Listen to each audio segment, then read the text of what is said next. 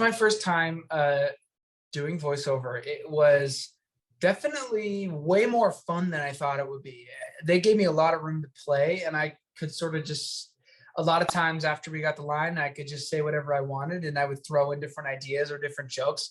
So that was fun, and I'd say probably the easiest part. And then the hardest part is when they're animating it, and there's certain things with the timing that they have to get perfect, and so you have to watch a clip and then watch somebody else who recorded an example of it and hit the timing exactly how they hit it while also hitting all the emotional beats and making it sound natural. That was probably, I'd say, the most challenging part because it's just not human. It doesn't make any sense. You kind of have to just like force this thing to feel natural.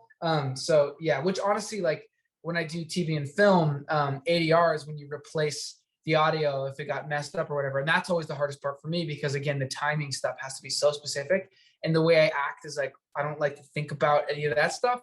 And so, I'd say that was the most challenging part was fitting the exact requirements that they needed for certain timing things or emotional beats.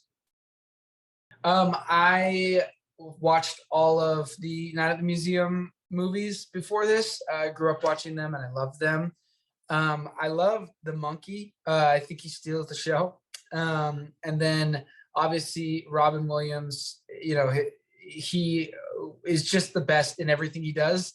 And so, it's funny because I think actually that was probably the first thing I saw Robin Williams in that I can remember was when he was Theodore Roosevelt. So I would say the monkey and Theodore Roosevelt, I guess. I definitely saw a lot of myself in the character. And yeah, it was really fun to just play pretty much me. So yeah, I love that aspect of it, and it's cool how his musical knowledge and ability, how they played that into the plot, and how it ends up affecting the movie. So it was pretty fun.